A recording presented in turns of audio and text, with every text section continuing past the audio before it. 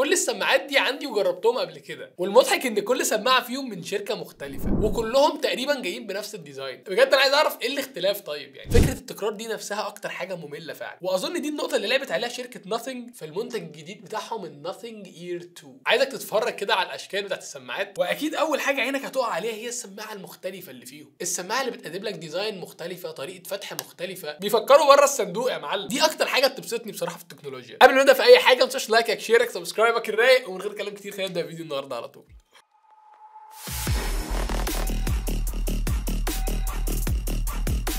وكالعاده ناثينج بتقدم لنا تجربه انبوكسنج مختلفه، الباكجينج نفسه مختلف عن اي شركه ثانيه. اول ما بتفتح العلبه بتلاقي عندك شويه ورق كده، وهنا بتكون السماعات بس احنا فضيناها يعني. عايزك بقى تشيل المكان ده عشان تلاقي عندك الاير تابس، كل الاحجام اللي تناسب اي ودان حرفيا، وعندك كمان كابل شحن شكله مختلف شويه. العلبه كلها من الازاز زي ما انت شايف كده، ملمسها بريميوم جدا، وعندك من هنا كده جزء بلاستيك تحت عشان يعني الكيس تبقى عليه على طول، فالجزء ده برده ما يتخربش. وفي الجنب هنا هتلاقي مدخل تايب سي، وعندك هنا زرار البيرنج. وتفتح السماعه بقى كانك فاهم جايب خاتم مثلا بتاع، تحسها علبه مجوهرات فاهم. لما بتفتح كده راح تقدم لواحده مثلا فتعمل كده فاهم، كانك جايب بقى خاتم وبتاع. والله فكره كرييتيف عجباني قوي. وعندك مكان هنا كده ايه داخله لجوه الازاز ده عشان تعرف تمسك منها السماعه كويس. على فكره شكل السماعه حلو قوي يعني. انا عايز اقول لك انا الفتره اللي فاتت دي كلها بستخدم السماعه، فعارف انت في اي مكان كده بقى مطلع الموبايل بتاعي مثلا وجنبيه السماعه بتاعتي وكده، اي حد بيشوف السماعه دي بشوف عينيه على طول بص عليها فاهم، اللي هو ايه ده، ايه الشيء اللي هو ماسكه في ايديه ده فاهم. والله ملفته للنظر جدا وغريبه. ومن هنا كده في LED صغير بينور لما تيجي تتشحن، وهنجرب دلوقتي. عندك سماعه فيها نقطه لونها احمر كده عشان تقول لك دي السماعه اليمين، والسماعه الشمال فيها نقطه بيضاء زي ما انت شايف كده. ودي طبعا التشارجرز بتاعت السماعه في الجنبين دول. عاجبني قوي برده ان هم ظاهرين كده عشان تعرف تنضفهم في اي وقت لو في مشكله ولا حاجه، فدي برده نقطه مهمه قوي. اي ايربودز عاديه هتلاقي الكيس بتاعتها المكان التشارجنج تحت خالص، عشان تنضفها محتاج حاجات بقى وبتاع، بس هنا الموضوع بسيط يعني. السماعات نفسها مكتوب عليها ناثينج اير 2 لو انتم شايفين كده، وشكلها روش قوي بقى. طبعا سماعه شفافه، شكلها اصلا لما تحطها في ودنك كده مميز وبتاع. بص عامله ازاي والنبي، خطيره بجد يا جدعان والله. وعلى فكره هي فت قوي بقى فاهم يعني، هم مظبطينها قوي بحيث انها تبقى في ودانك صح. بالمناسبه السماعه هي ضد الميه، عشان لو بتلعب جيم بتاع نزل عليها ميه جه عليها شويه تراب وانت بره، السماعه تعيش معاك عادي جدا. السماعات نفسها جايه بريت اي بي 54، والعلبه نفسها جايه بريت اي بي 55. الفكره بقى ان اهتمام ناثينج بالذات في السماعه دي انهم يقدموا لك تجربه صوتيه مميزه. طبعا هم عندهم ابلكيشن اسمه ناثينج اكس زي ما انت شايف كده. الابلكيشن ده شغال على الايفون، على الاندرويد، على موبايل الناثينج بتاعهم. انت لو معاك ناثينج فون فهتلاقي اصلا الابلكيشن نازل عليه ديفولت عشان يبدا يكون ايكو سيستم يعني، يبقى شغال عليه احسن من اي موبايل تاني. السماعه بتتوصل بالايفون بطريقه غريبه، انا حاسس ان انا كاني بستعمل ايربودز. انا مجرد ما بفتح السماعه خلاص احطها في وداني خلاص، بص هي طلعت اصلا نغمه على طول. مجرد ما حطيتها في وداني وكده هي قرت على طول الايفون وتوصلت بيه. وعلى سبيل الكونكتيفيتي بقى، فالسماعه تقدر توصلها بموبايلين في نفس الوقت، او موبايل ولابتوب، موبايل وتابلت، اي حاجه. تفتح الابلكيشن دي شاشته زي ما انت شايف كده، هتقول له انا عايز اعمل بير لجهاز جديد، بص على طول هو لقط السماعه بتاعته، تقوم ضاغط عليها كليك خلاص كده يا معلم هي اتوصلت.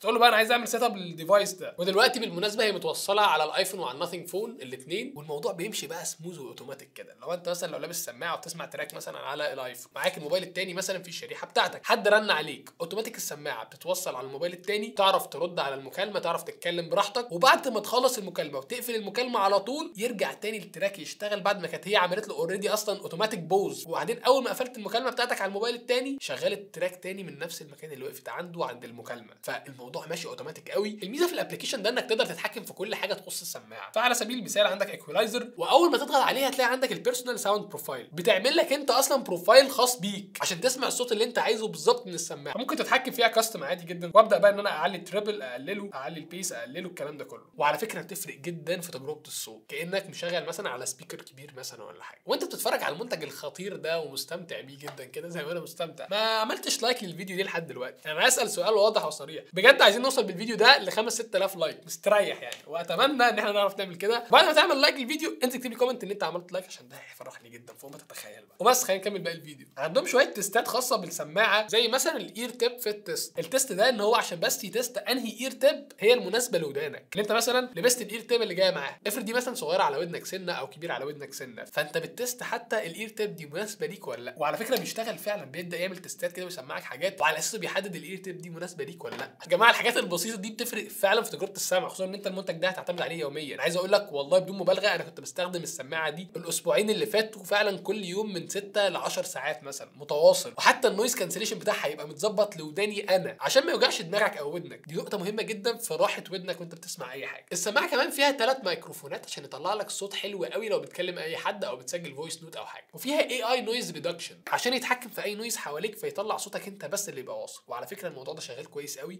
وكنت بتكلم منها يوميا. بس في حاجه بقى انا لاحظتها، من كتر النويز ريدكشن المعمول اللي بيكلمني مش سامع اي حاجه حواليا. انا لو في مترو، انا لو في الشارع، انا لو في مول، هو مش سامع اي حاجه. وده للاسف اثر على صوتي الى حد ما. عارف انت لما تيجي تمنتج كده صوت ولا حاجه وتعمل نويز ريدكشن على صوتك قوي، بتلاقي صوتك كده اللي هو ايه مأثر عليه النويز ريدكشن ده، ولكن في المجمل صوتك بس اللي طالع له وهو عارف يميزه ويسمعه. في الناثينج اير 2 برضه هم عملوا لهم كاستم درايفر ودول تشامبر ديزاين عشان يخلي لك الصوت اللي طالع منها ممتاز. فالسماعه هنا بتدعم الهاي ريس اوديو، كمان السماعه متوافقه مع ال HDC 5 الكودك تكنولوجي دي، وحته الهاي ريس اوديو كمان طبعا على اي موبايل بيدعم التكنولوجيا دي اصلا هتديك تجربه صوتيه بنت لذينه فعلا مش موجوده غير في السماعات العاليه قوي قوي، زي مثلا لو انا بتكلم عن الابل ايربودز او حاجه. السماعه كمان بتدعم النويز كانسليشن وبيوصل ل 40 دي بي، وده مش الرقم الواو يعني، بس الباندويث هنا مهم جدا. النويز كانسليشن هنا بيقدر يغطي باندويث لحد 5000 هرتز، وده معناه انه بيقدر يسمع اصوات اكتر حواليك ويقدر يميزها، فيقدر ان هو يمنع لك الاصوات دي انها توصل لك وانت بتسمع اي حاجه. البطاريه هنا خلي بالك عملاقه، يعني فكره حجم العلبه الكبير ده مش جايه من فراغ. الفكره كلها طبعا شكل جديد زي ما انت شايف كده، وكمان استغلوها كويس قوي كحته بطاريه. فالبطاريه هنا تقدر تشتغل معاك السماعتين مع العلبه لمده 36 ساعه، ده رقم مهول. عايز اقول لك السماعه نفسها لوحدها لو هي مشحونه وحاططها في ودانك تقدر تشتغل معاك 6 ساعات متواصل، ده رقم كبير جدا لو انت مش مشغل نويز كانسليشن، ولو مشغل نويز كانسليشن بتجيب معاك لحد 4 ساعات مثلا. كمان الكيس هنا بتدعم الوايرلس تشارجنج، فتقدر تشحنها من ظهر موبايلك عادي جدا لو كان ناثينج فون مثلا، تحطها عليه فكده هي بتشحن اهي. هي فيها ال LED ده اللي بينور وهي بتشحن، بص يقعد ينور ويرجع تاني،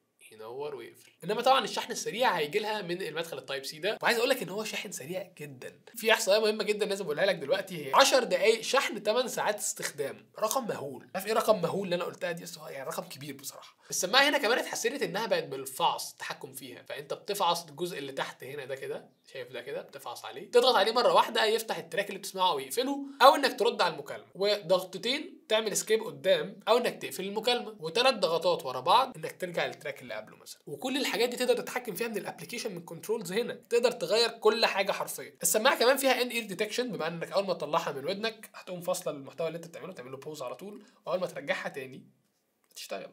دي سماعه من الاخر هاي اند، حاجه يعني خرافيه، اعلى واحسن صوت ممكن تاخده من اي سماعه. فكك بقى من اي حاجه، صوت السماعه عالي قوي يعني فوق ما تتخيل. انا اغلب الوقت فعلا ببقى موطي الصوت ودي حاجه نادره. تسمع يا معلم الصوت ده من السماعه، فاهم؟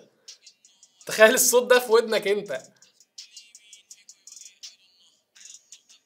خطيره خطيره. والفكره انه مش عالي بس، لا هو في صوت نقي جدا انت سامعه، حاجه بريميوم. انا مبسوط وانا سامع السماعه دي والله العظيم فوق ما تتخيل. وفي نفس الوقت كنويز كانسليشن خطيره يا جماعه. انا رحت بالسماعه دي مولات، نزلت مترو، ركبت طياره، اشغل نويز كانسليشن من هنا انا مش سامع اي حد حواليا. تجربتي السماعه دي كانت حلوه قوي لدرجه ان انا فعلا خلاص الفتره الجايه مش هبقى ماشي بالايربودز بتاعتي، خلاص ابل ايربودز دي انا ركنتها. وده والله مش لحاجه، انا فعلا عجباني السماعه دي، حاسها اشيك، حاسها اروش. انا بجد زهقت من الشكل التقليدي بتاع الابل ايربودز، خلاص كل الناس بقت لابسه نفس السماعه. الاختلاف ده انا شايف ان هو مهم جدا. فكره ان السماعه برده مش مدياني اي تنازلات، لا ده بالعكس، انا عندي كمان تحكم في حته الايكولايزر دي، ان انا اعلي التريبل، اقلل البيس، مش عارف ايه. انا بحب اعمل كاستمايز للحاجات دي، بتفرق جدا فعلا في الصوت اللي انت سامعه. وعشان كده لو انت شفتني ماشي في الشارع او شفتني في الكليه مثلا او حاجه لابس السماعه دي، مش هتلاقيني لابس خلاص ابل ايربودز تاني، زهقت منها بصراحه. تخيل ايربودز فيها كل الامكانيات دي سعرها كام؟ بجد كان متوقع جدا بالنسبه لي ان سعرها يبقى نفس سعر ابل ايربودز مثلا، ولكن المفاجاه بقى ان سعر السماعه دي هو نص سعر الابل ايربودز. السماعه سعرها 130 دولار، حوالي 479 درهم في الامارات، وبتتباع رسمي على فكره خلاص دلوقتي. يعني منتجات ناثينج بقت موجوده رسمي هناك، تقدر تشتريها عادي جدا من شرف دي جي مثلا، تشتريها من نون، امازون،